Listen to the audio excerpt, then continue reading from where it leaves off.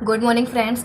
जैसा कि आपको पता है हमने लास्ट वीडियो में वर्किंग कैपिटल मैनेजमेंट को कवर किया था। उसका एक छोटा सा टॉपिक है जो रह गया है, जिसको आज हम इस वीडियो में कवर करेंगे। Okay, so let us start. So जो टॉपिक जो रह गया था वर्किंग कैपिटल मैनेजमेंट में, that is risk return trade off. Okay,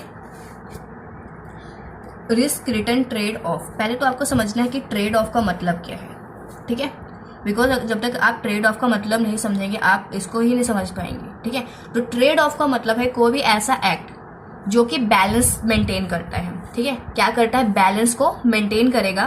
किनके बीच में? टू अपोजिंग सिचुएशंस के बीच में, या फिर कोई भी दो अपोजिंग थिंग्स के बीच में, ठीक है। यानी कोई भी ऐसा चीज जो एक दूसरे के क्या है, अपोजिट है, ठीक है। तो ट्रेड ऑफ एक ऐसा एक्ट होता है जो बैलेंस को मेंटेन करेगा, मतलब बैलेंस लाएगा उन दोनों के बीच में, ठीक है। अब हमें इसमें पढ़ना है किन दोनों के बीच में, तो रिस्क है और एक है रिटर्न, ठीक है। यहाँ पे जो रिस्क है यानी वर्किंग कैपिटल मैनेजमेंट हम पढ़ रहे हैं, यहाँ पे जो रिस्क है वो लिक्विडिटी को शो करेगा एंड जो रिटर्न है वो प्रॉफिटेबिलिटी को शो करेगा। ओके, ये ध्यान आपको रखना है। जो यहाँ पे वर्किंग कैपिटल मैनेजमेंट के अंदर रिस्क रिटर्न ट्रेड ऑफ के अंदर, पहले तो हमने समझा कि ट्रेड ऑफ का मतलब क्या होता है। ट्रेड ऑफ का मतलब होता है कि कोई भी ऐसा एक्ट जो बैलेंस लाता है दो अपोजिट सिचुएशन के अंदर, ठीक है। दो कोई भी अपोजिट थिंग्स के या वेरिएबल्स के बीच में, ठीक है। यहाँ पे जो दो वेरिएबल्स है, दो that is risk and return, ठीक है। तो रिस्क है लिक्विडिटी एंड रिटर्न जो शो करता है वो प्रॉफिटेबिलिटी को शो करता है, ठीक है। अब इसका मतलब ये है कि जो ग्रेटर लिक्विडिटी है makes the firm meeting easily it's payment commitment. कहने का मतलब ये है, लिक्विडिटी का मतलब हिंदी में अगर बोले तो तरलता होती है। ये है जो हिंदी मीडियम से पढ़ रहे हैं उनको भी मैं समझा दूं, तरलता, ठीक है। कैश, ठीक है। ग्रेटर लिक्विडिटी कहने का मतलब है अगर आपके पास ज्यादा कैश है, ठीक है, कैश आपके पास ज्यादा है तो वो फर्म को इस काबिल बनाती है कि वो इजिली अपने कमिटमेंट को पूरा कर सकते हैं, मतलब पेमेंट कर सकते हैं। डेट मीन्स अगर है जो उसकी लायबिलिटीज बनी हुई है उसको किसी को देना है, पे करना है, इंटरेस्ट पे करना है, ठीक है, डिविडेंड पे करना है, तो वो इजिली कर सकती है। वेजेस पे करने हैं, सैलरीज पे करना है, ठीक है। उसके बाद अगर ग्रेटर लिक्विडिटी है, अगर अधिक मात्रा में कैश पड़ा हुआ है तो वो इजिली अपने टाइमली है जो पेमेंट कर पाएगी, ठीक है। बट साथ ही साथ साइमल्टेनियसली ग्रेटर लिक्विडिटी में क्या इन्वॉल्व होता है? कॉस्ट भी इन्वॉल्व होता है, ठीक है। अगर उसने पेमेंट कर दिया लेकिन उसके अलावा भी उसका बच गया जो ग्रेटर लिक्विडिटी है, तो उसमें उसका कॉस्ट भी तो लगा हुआ है, वो वेस्टेज में चला जाएगा, ठीक है। तो अब उसके बीच में मतलब वो वाला पार्ट जिसको उसने प्रॉफिट के रूप में नहीं कमाया, ठीक है ना, और एक रिस्क जो कि कॉस्ट के रूप में है जो बना हुआ है, तो उनके बीच में वो है जो बैलेंस कैसे लाएगा। तो इस बैलेंस को लाने के लिए वो दो तरह के पॉलिसीज को अडॉप्ट करता है, ठीक है। एक होता है एग्रेसिव पॉलिसीज और एक होता है कंजर्वेटिव पॉलिसी। ओके, पहले हम देखेंगे एग्रेसिव पॉलिसी, ठीक है। इसको मैंने 4 पॉइंट में ऐसे ही लिख दिया है जिसको इजिली आप समझने में आसानी हो जाएगी, ठीक है। तो एग्रेसिव पॉलिसी बताता है कि investment in current asset is low. अगर हम इन्वेस्टमेंट करते हैं किसमें? सीए, या that is current asset. CA means current asset, ठीक है। अगर हमने करंट एसेट कुछ भी, हमने इन्वेस्टमेंट को ले लेते हैं हम, investment in current asset is low. अगर हमने है जो करंट एसेट में इन्वेस्टमेंट कम किया है, ठीक है, तो उससे क्या होगा? उससे ये हो सकता है कि जो कैश है उसकी शॉर्टेज हो जाएगी, ठीक है। कैश की शॉर्टेज होने से प्रोडक्शन पे इफेक्ट पड़ेगा, सेल्स पे इफेक्ट पड़ेगा। इफेक्ट क्या पड़ेगा? वो इंक्रीज नहीं होगी, वो डिक्रीज होगी, ठीक है। तो fall in production and sales. अगर प्रोडक्शन ही कम हो जाएगा तो हम सेल ही नहीं कर पाएंगे गुड्स को। जब गुड्स सेल ही नहीं होंगे तो कस्टमर कैसे उसको बाय करेगा, ठीक है। तो कस्टमर की गुडविल भी हमारा क्या हो जाएगा? लॉस में आ जाएगा। यानी जो गुडविल जो हमने मेंटेन किया हुआ है वो भी हमारा कम होना शुरू हो जाएगा, ठीक है। अगर हमारी एक प्रॉपर, अगर हमने बैलेंस में क्रिएट नहीं किया तो अग्रेसिव पॉलिसी में यही बताया गया है कि इन्वेस्टमेंट अगर हम करंट एसेट में कम करते हैं तो उससे हमें शॉर्टेज हो जाएगी कैश की। कैश की शॉर्टेज होने से हमें जो प्रोडक्शन नहीं कर पाएंगे। प्रोडक्शन इसलिए नहीं कर पाए क्योंकि कैश की शॉर्टेज है। कैश की शॉर्टेज होने से हमने रॉ मटेरियल नहीं खरीदा, ठीक है। रॉ मटेरियल नहीं खरीदा, बाकी के जो वर्क इन प्रोग्रेस वाले प्रोसेस हम नहीं किए, ऑपरेशन हो नहीं रहा है, ठीक है। तो उससे हमारा सेल्स पे इफेक्ट पड़ा। सेल्स से इफेक्ट पड़ने से हमारा कस्टमर जो था हमारा लूज कर दिया हमने, ठीक है।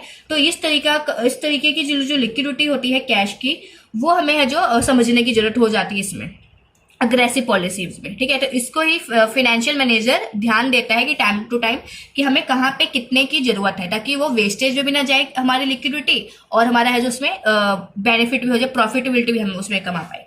सेकेंड जो है कंजर्वेटिव। ओके, जिसको हम कंजर्वेटिव अप्रोच या कंजर्वेटिव पॉलिसीज बोलते हैं। अब इसने बोला है, अगर वो तो लोअर को शो कर रहा था, अब अग्रेसिव वाला, अब इसने बोला अगर इन्वेस्टमेंट हमने करंट एसेट में ज्यादा कर दिया, ठीक है, अगर हमने इन्वेस्टमेंट करंट एसेट में क्या कर दिया, ज्यादा कर दिया, तो उससे क्या होगा, उसमें क्या क्या इन्वॉल्व हो जाएगा, कैरिंग कॉस्ट इन्वॉल्व है उसमें in the form of financing, ठीक है, a higher level of current asset like granting liberal credit to customer. कहने का मतलब ये है हमने करंट एसेट में इन्वेस्टमेंट ज्यादा कर दिया, ओके, तो उसमें कैरिंग कॉस्ट ज्यादा हो जाएगा इन दी फॉर्म ऑफ फाइनेंसिंग, ठीक है, high level of current asset, जैसे कि हमने कस्टमर को हमारे पास प्रोडक्शन अच्छी खासी कर दी, हमने सेलेबल गुड्स बना दिया, फिनिश गुड बना दिया, ठीक है, अब हमने क्या सोचा कि चलो भाई कस्टमर को हम ऑन द क्रेडिट भी सेल कर देते हैं, ठीक है, यानी क्रेडिट सेल कर दिया कैश सेल ना होने की वजह से, ठीक है, तो कैश सेल हो जाता तो हमारा तुरंत हमें कैश अवेलेबल हो जाता, बट यहाँ पे हमने क्या किया, क्रेडिट सेल, ठीक है, तो क्रेडिट सेल में हमें तुरंत पैसा हमें नहीं मिला है, तो डेट इज ऑल्सो हमारा इफेक्ट करेगा लिक्विडिटी को, कैश की लिक्विडिटी को अफेक्ट करेगा, क्योंकि हमें अभी पैसा ही मिला, कैश अवेलेबल ही नहीं है, क्रेडिट सेल किया है,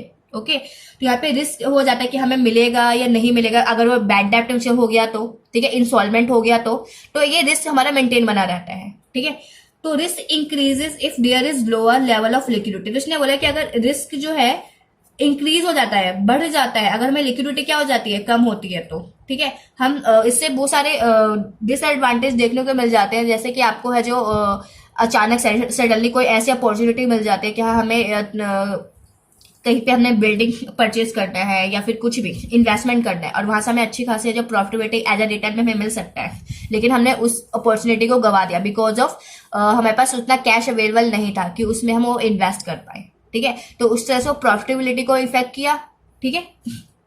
इसका एक एग्जांपल भी है कि the faster of business expand, अगर कोई भी बिजनेस को आपको एक फास्टर तरीके से एक्सपेंड करना है तो हमें ज्यादा कैश की जरूरत होती है, ठीक है, it will need for working capital, तो ज्यादा कैश की जरूरत होती है, और उसके लिए हमें क्या चाहिए, it will need for working capital and investment, उसके लिए हमें वर्किंग कैपिटल की जरूरत पड़ेगी एंड इन्वेस्टमेंट उसमें सही तरीके से करने के लिए होगा, ठीक है, यानी वर्किंग कैपिटल और इन्वेस्टमेंट के लिए हमें ज्यादा कैश की जरूरत होती है, ठीक है, अगर हमने किसी भी बिजनेस को एक्सपेंड करना है एकदम फास्टर तरीके से, ठीक है। अब इसके लिए कौन ध्यान देता है, तो एक good management of working capital, अगर वर्किंग कैपिटल मैनेजमेंट को यानी अपने करंट एसेट और करंट लायबिलिटीज के बीच में बैलेंस बना रखा है, एक अच्छी मैनेजमेंट की रखी है, तभी एक अच्छा कैश जनरेट कर पाएंगे आप, ठीक है, और वो इंप्रूव करेगा आपके प्रॉफिट को और रिड्यूस करेगा रिस्क को, ठीक है, तो इस तरीके से हम है जो रिस्क एंड प्रॉफिट में, ओके, रिस्क एंड रिटर्न में हम है जो ट्रेड ऑफ लेके आते हैं, ठीक है, तो ये जो पॉइंट है, ये जो एग्जांपल है बहुत ही